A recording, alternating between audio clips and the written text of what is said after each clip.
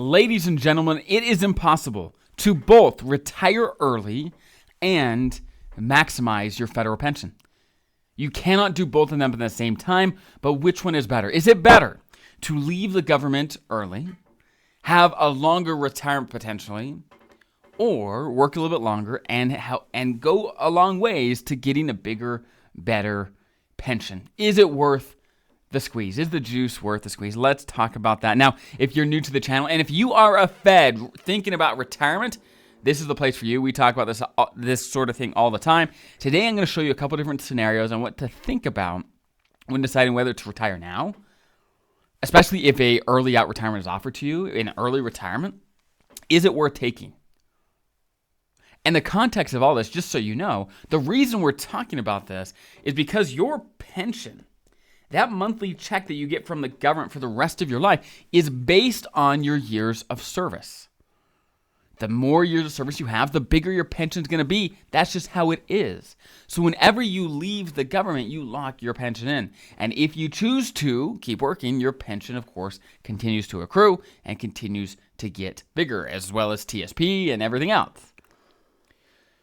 So let's talk about some scenarios to help give some color to this problem. Let's say right now you're age 50 with 20 years of service. And let's say your agency just offers you a VERA or an early out retirement, which allows you to be eligible for a pension right at age 50.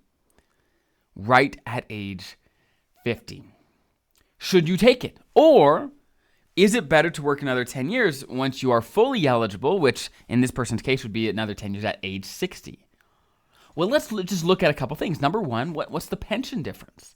Let's assume this person's high 3 is $100,000, and I'm going to use $100,000 for all these scenarios, which certainly isn't accurate, especially if they kept working. Their high 3 would go up over time, but I'm just going to keep it at $100,000 just to keep things simple to understand, okay, for now. So let's say they retire at 20 years. So their pension would be $100,000 multiplied by 20 years multiplied by 1%. That means their pension would be $20,000 a year if they retired at age 50 with 20 years and their high 3 was $100,000 under a VERA. If they continued to work another 10 years, let's say again their high 3 is still $100,000. In reality, it would never stay the same like that. At least we hope it wouldn't. But if you do the math, it would be $30,000. Their pension would be $30,000 a year instead of $20,000 a year. That's the difference in the pension. But what difference might they see in the TSP? Well, 10 years, especially if you're contributing a lot, if you're in the highest earning years of your career, hopefully you're contributing a lot. And over 10 years, it's very reasonable to expect, if you're investing well, potentially doubling your investments, plus any contributions you put yourself. So if you have $500,000, it wouldn't be unreasonable to think over $1 million. Right? That's a significant bump. But what's the downside? Those are the upsides is, you keep working, your pension gets bigger, TSP gets bigger. What's the downside? Well, 10 less years of retirement. 10 less years of retirement. And whenever you retire early, you start the pension earlier. And your pension lasts the rest of your life. So, by definition, you get the pension 10 years earlier, right? Let's look at one other scenario to flesh this out. And this scenario happens probably more often. VERAs are more rare, except for 2025. 2025 VERAs are everywhere. But let's say you're 57 with 30 years, which you're fully eligible at that time to retire. Does it make sense to go to 62? At 62, a special thing happens. Your pension is calculated more generously at 62, as long as you have more than 20 years. Instead of a 1% multiplier, you get 1.1. So let's do some math. Again, let's assume someone's high 3 is $100,000. With 30 years, right here, their pension would be $30,000, right? If their high 3 is $100,000. If they make it till 62, however, first they've got 5 more years of service, plus their multiplier, how their pension is calculated, goes up. So their pension would be about $38,500-ish, okay? So they get more bang for every buck during that time. So their pension has a pretty big bump for only an additional 5 years. Okay. Now it is an additional 5 years.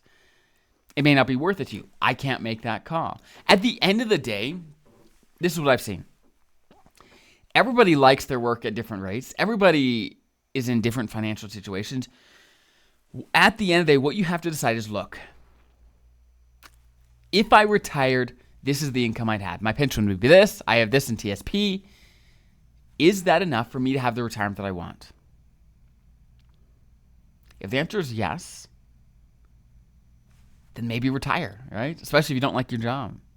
If the answer is no, well, that's the harder decision. You guys say, okay, if I retired, I'm going to take a cut to my lifestyle. Is it worth it? Is it worth having more years in retirement? Because long story short, none of us are going to get more healthy over time generally. We generally go the other direction. And so especially the early years, if you retire at 57 instead of 62, those first 5 years are probably the healthiest of your retirement. So is it worth it? I don't know. I can't make that call for you. But hopefully this conversation got you thinking, like, okay, what are the pros and cons, right? Yes, working longer always means more money. It always does, right? TSP grows, your pension grows, everything gets bigger if you keep working. But at some point, for everyone, enough is enough. And you feel comfortable moving on to the next stage. But that point is different for everyone. I have people retiring in their 40s that are special provision feds that they're in a great financial position, so they can just retire. And they are happy to do so. They never want to go back to work. But I've got some that, no, they want to keep going. They kind of like it, or they're not quite financially ready. There's so many factors. So hopefully I give some color to this conversation, and hopefully that's helpful. I'll see you in the next video.